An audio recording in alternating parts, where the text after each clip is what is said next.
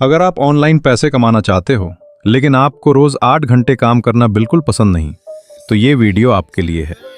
लेकिन एक बात पहले क्लियर कर दूं, लेजी होने का मतलब ये नहीं कि आप बिना कुछ किए पैसे कमा लोगे। आपको एफर्ट करना पड़ेगा।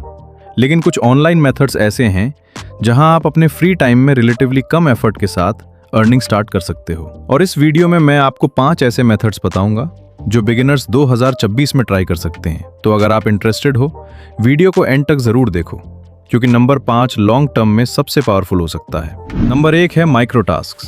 माइक्रो टास्क का सिंपल मतलब है छोटे छोटे ऑनलाइन टास्क कंप्लीट करना और उनके बदले पेमेंट रिसीव करना। कुछ प्लेटफॉर्म्स पर आप service, data related task, research task या दूसरे सिंपल ऑनलाइन जॉब्स कंप्लीट कर सकते हो। इस मेथड की सबसे अच्छी बात यह है कि आपको नेसेसरीली कोई एडवांस स्किल नहीं चाहिए होती। आप अपने फ्री टाइम में कुछ टास्क कंप्लीट कर सकते हो। लेकिन अर्निंग जनरली टास्क अवेलेबिलिटी और आपके कंट्री पर डिपेंड करती है, इसलिए इसको इजी मनी या गारंटीड इनकम समझना बिल्कुल सही नहीं होगा। अगर आप बिगिनर हो और ऑनलाइन अर्निंग का एक्सपीरियंस लेना चाहते हो तो माइक्रो टास्क एक स्टार्टिंग पॉइंट हो सकते हैं। नंबर 2 है ऑनलाइन सर्वेज। अगर आपके पास फ्री टाइम है और आप अपनी ओपिनियन शेयर करना चाहते हो तो सर्वेज एक सिंपल ऑप्शन हो सकते हैं। कंपनीज और रिसर्च ऑर्गेनाइजेशंस कंज्यूमर से फीडबैक कलेक्ट करती हैं और कुछ लेजिटिमेट प्लेटफॉर्म्स यूजर्स को सर्वेस कंप्लीट करने के बदले रिवॉर्ड्स या पेमेंट्स देते हैं। आपको बस प्रोफाइल क्रिएट करनी होती है, अवेलेबल सर्वेस चेक करने होते हैं और एलिजिबल सर्वेस कंप्लीट करने होते हैं।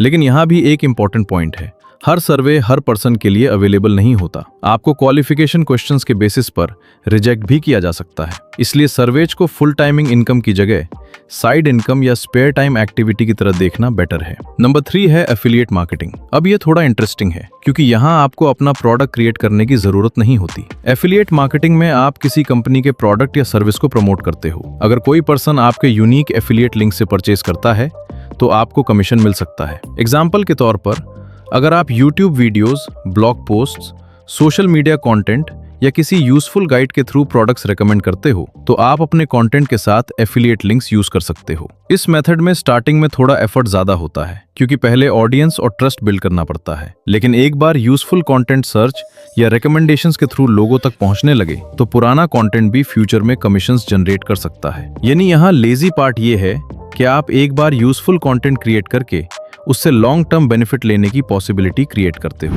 नंबर 4 है डिजिटल प्रोडक्ट्स। ये मेरे फेवरेट मेथड्स में से एक है। डिजिटल प्रोडक्ट का मतलब है कोई ऐसी चीज जो डिजिटली क्रिएट करके ऑनलाइन सेल की जा सके, जैसे templates, e books, checklists, study notes, presets, design assets या सिंपल गाइड्स। फॉर एग्जाम्पल, अगर आपको कैनवा या किसी डिजाइन टूल का नॉलेज है तो आप यूजफुल टेम्पलेट्स क्रिएट करके सेल कर सकते हो। अगर आप किसी पर्टिकुलर टॉपिक के बारे में नॉलेजेबल हो तो एक यूजफुल गाइड या ई बुक क्रिएट कर सकते हो। सबसे इंटरेस्टिंग पार्ट यह है कि फिजिकल प्रोडक्ट की तरह आपको हर ऑर्डर के लिए मैनुअली एक नया प्रोडक्ट मैन्युफैक्चर नहीं करना पड़ता। आप एक डिजिटल प्रोडक्ट क्रिएट करते हो और उसे मल्टीपल कस्टमर्स को सेल कर सकते हो। लेकिन ऑब्वियसली प्रोडक्ट बनाना, मार्केटिंग करना और कस्टमर्स को वैल्यू देना जरूरी है। Create once sell forever possible हो सकता है, लेकिन गारंटीड नहीं है। और अब नंबर 5, कंटेंट क्रिएशन। अगर आपके पास लैपटॉप है, इंटरनेट है और किसी टॉपिक के बारे में नॉलेज या इंटरेस्ट है तो आप यूट्यूब, ब्लॉगिंग या सोशल मीडिया पर कंटेंट क्रिएट कर सकते हो। स्टार्टिंग में ये मेथड बिल्कुल लेजी नहीं है। एक्चुअली बिगिनिंग में आपको स्क्रिप्ट्स लिखनी पड़ेंगी, वीडियोस बनानी पड़ेंगी, थंबनेल्स क्रिएट करनी पड़ेंगी और कंसिस्टेंटली अपलोड करना पड़ेगा।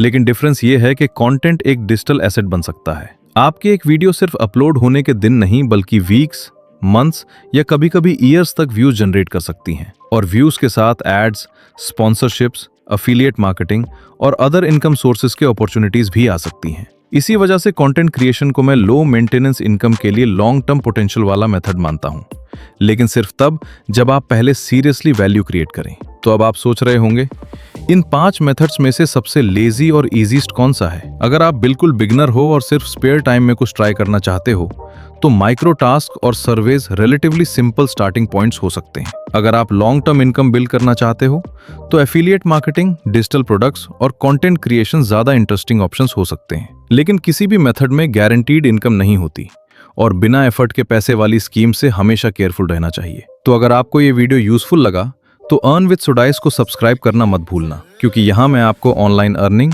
यूजफुल वेबसाइट्स और डिजिटल इनकम के प्रैक्टिकल मेथड्स के बारे में सिंपल लैंग्वेज में बताता रहूंगा। और कमेंट्स में मुझे बताओ इन 5 मेथड्स में से आप किस मेथड को ट्राई करना चाहोगे? मिलते हैं नेक्स्ट वीडियो में। Until then keep learning, keep earning.